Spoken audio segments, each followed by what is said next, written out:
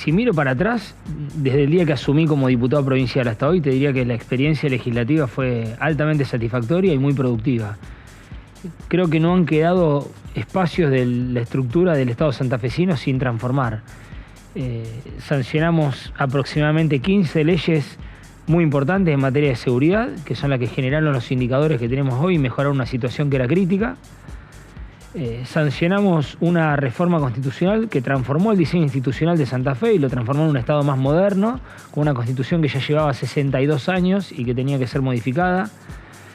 Sancionamos una ley de reforma previsional que estoy convencido que fue una ley justa, que por un lado le salvó la caja previsional a los jubilados de Santa Fe y por otro lado permitió tener equilibrio fiscal, con lo cual hoy la provincia está haciendo obras que ninguna provincia del país está haciendo. Bueno, y te podría seguir mostrando cuestiones que tienen que ver desde la obra pública hasta la estructura del Estado, hasta la estructura de la justicia. No hubo nada que no hayamos tratado y transformado desde la legislatura. Así que si te tuviese que describir cómo fueron estos 2 años, te diría que fue una actividad legislativa verdaderamente transformadora. Sí, la provincia, en cuanto a lo económico, hay que deslindar claramente responsabilidades. El municipio te puede hacer la vida más fácil para que vos inviertas o no inviertas en cuanto a la reglamentación, al uso del suelo y demás.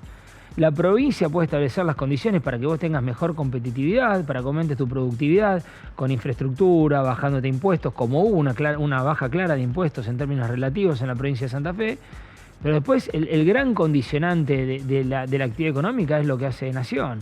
O sea, primero tener estabilidad económica, creo que es un gran logro de este gobierno, después tener un aumento del crecimiento económico y de la actividad económica, que es un déficit de este gobierno. O sea, mientras vos no tengas un aumento de la actividad económica, mientras tengas una recesión como la que estás teniendo hoy, y es muy difícil que una provincia pueda por sí generar las condiciones de crecimiento. Lo que sí tenés la obligación de hacer lo que a vos te toca, de generar acceso a los puertos, de mejorar las rutas, de generar infraestructura productiva, caminos rurales, para que de ese modo, cuando la situación macro se encamine, vos puedas tener las condiciones para que tu provincia y las empresas de tu provincia compitan.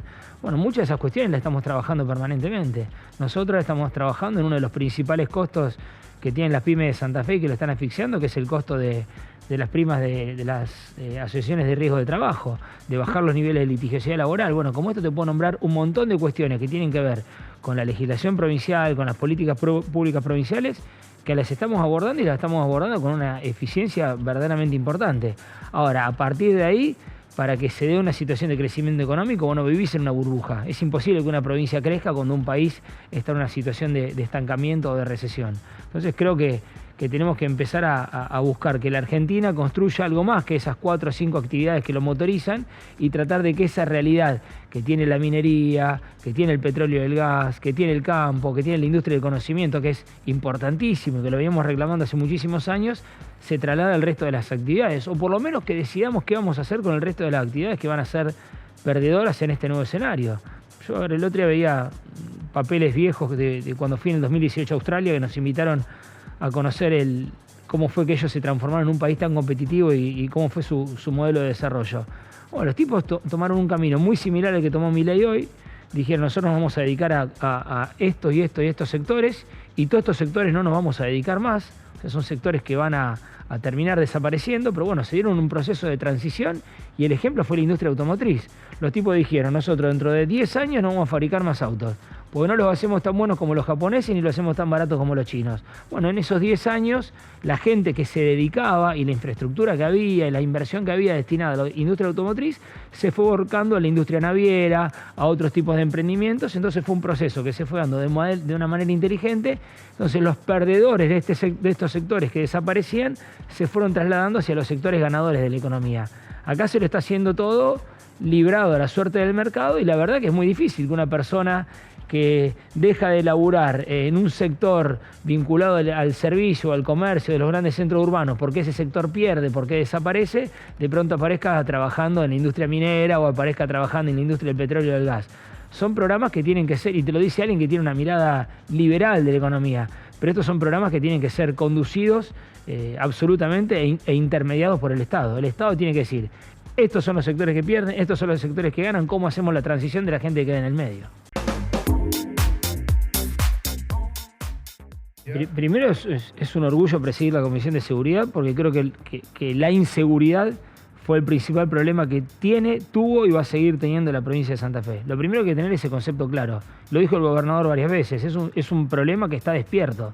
Nosotros bajamos los indicadores de homicidios un 60-70%, bajaron los delitos predatorios, hoy la gente puede caminar por la calle, hoy los espacios públicos se ocupan, hoy hay otra vida muy distinta al miedo que nosotros teníamos cuando recién asumimos el mandato al inicio del gobierno. Pero esto es algo que se lucha día por día, las organizaciones criminales siguen existiendo, los jefes de las bandas que van presos se transforman y van siendo reemplazados por otros, entonces es una situación dinámica que la tenemos que contribuir a combatirla todos los días.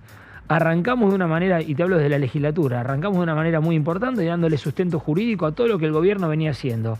Una ley para intervenir las cárceles, una ley para aislar de una manera muy importante a los presos de alto perfil que mandaban a delinquir desde adentro de las cárceles, una ley de inteligencia, la primera provincia en el país que tiene una ley de inteligencia que te permite desarticular a las bandas y meter presos a los famosos más buscados. Fíjate que cada 2 por 3 una de las personas más buscadas de la provincia de Santa Fe termina cayendo.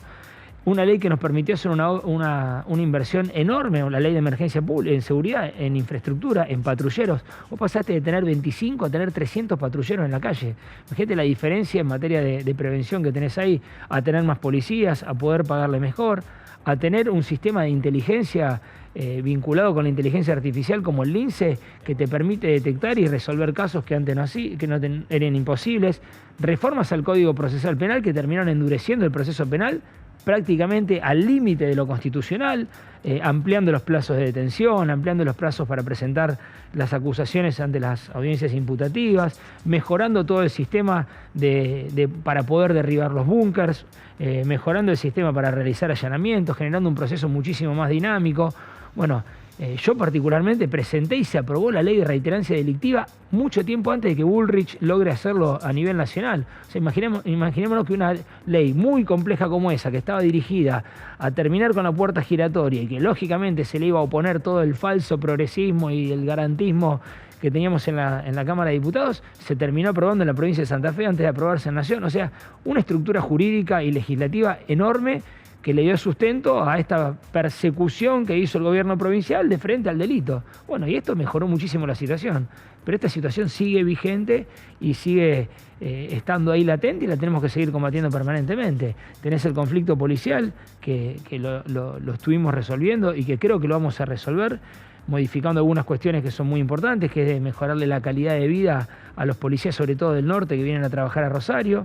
Yo tengo proyectos presentados que creo que marcan los pasos a seguir. La creación de una ley una ley para crear una agencia contra el lavado de activos en la provincia de Santa Fe.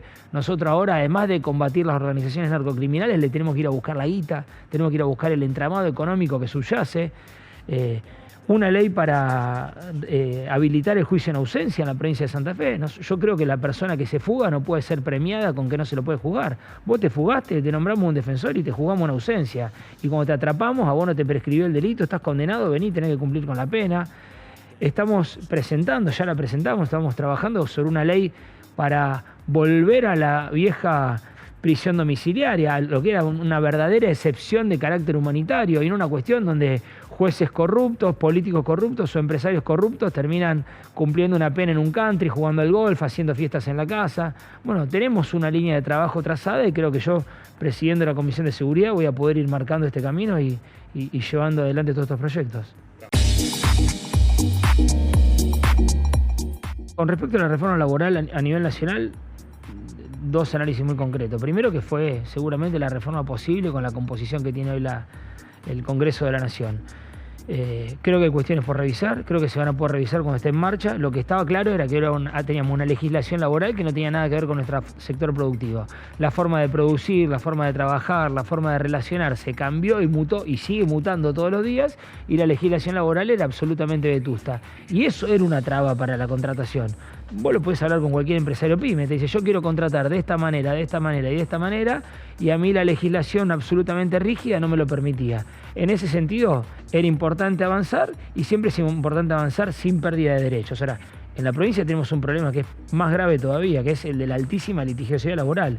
Hoy los juzgados laborales en la provincia de Santa Fe están absolutamente rebalsados, y cuando vos ves por qué están rebalsados, el 70% de las causas que tienen tienen que ver con accidentes y enfermedades laborales. Esto no sucede en ningún lugar del país.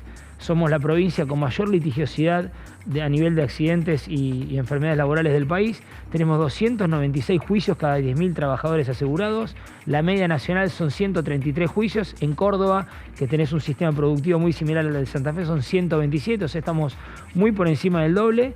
Y con un fenómeno particular, tenemos la misma cantidad de siniestros que Córdoba y el doble de juicios. Bueno, acá nos damos cuenta que hay alguna cuestión que no corresponde, hay alguna cuestión que tenemos que desarmar, y en esto estamos trabajando, y seguramente este jueves tengamos un avance con una ley que estamos por sancionar con la legislatura, con la creación de un cuerpo médico forense, es decir, peritos oficiales que establezcan criterios y unifiquen, empezar a reducir la cantidad de plazo que vos tenés desde que te vas de la comisión médica con un diagnóstico, con un dictamen que vos estás en desacuerdo hasta que lo puedas apelar a la justicia. Nosotros decimos 45 días hábiles para reducir y acortar los procesos, y también que la justicia no arranque todo un proceso nuevo, sino que vos tengas que cuestionar, que vos puedas cuestionar solamente las cuestiones que ya previamente criticaste o estuviste en discordancia en el tema de comisiones médicas. Estamos tratando de unificar el proceso administrativo con el proceso judicial para terminar con esta situación que primero complica al Estado porque rebalsa y colapsa la justicia laboral. Segundo, complica a los trabajadores que tienen una legítima creencia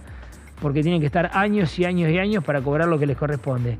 Y tercero, porque liquida a las pymes de Santa Fe, que hoy están perdiendo 100 millones de dólares anuales con respecto a las pymes de Córdoba, pues en concepto de prima de retes. Esto es una locura, son 100 millones de dólares que se podrían dedicar a generar empleo, a inversión, a tener tecnología, y hoy las pymes de Santa Fe, exclusivamente por los altísimos niveles de litigiosidad laboral, están perdiendo.